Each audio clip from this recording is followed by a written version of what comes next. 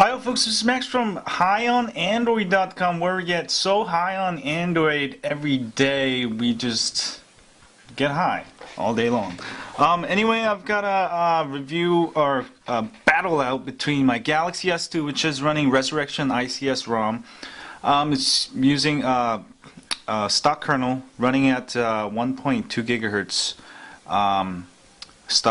stock speeds, and also on the other side I've got Galaxy Nexus running Android Revolution HD, running stock, also 1.2 gigahertz dual core.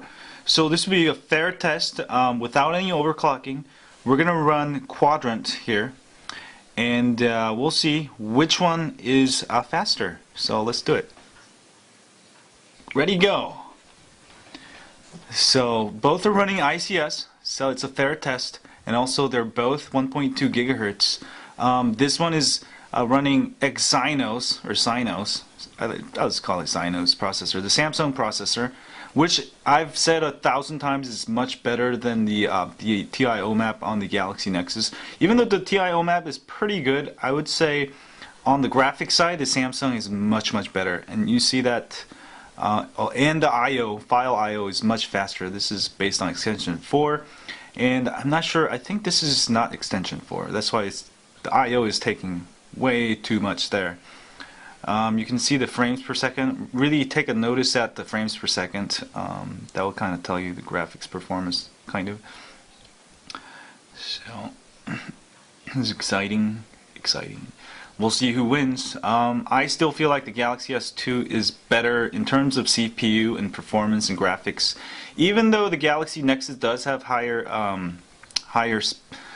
resolution, I still feel just the overall hardware, the CPU and the GPU is much faster on the Galaxy S2, and that's why I love this phone. The Galaxy S2 is just a really well designed as far as hardware, is concerned. So we go yes. The Galaxy S2 definitely won that test. You can see. So 3942 versus 1997.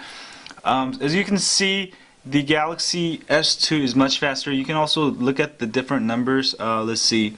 CPU is actually was about the same. 56, 86, 57, 52.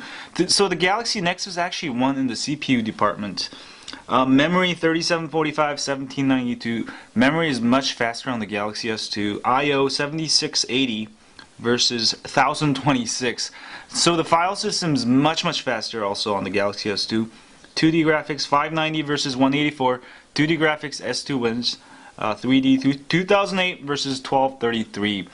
So really the bottleneck for the Galaxy Nexus is the memory and the I/O file system.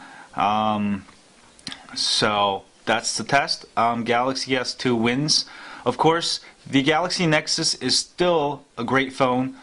Did I say Galaxy Nexus? No, Galaxy S2 wins. Galaxy Nexus is still a great phone. It's got a much higher resolution, and also you get the official ICS ice cream sandwich.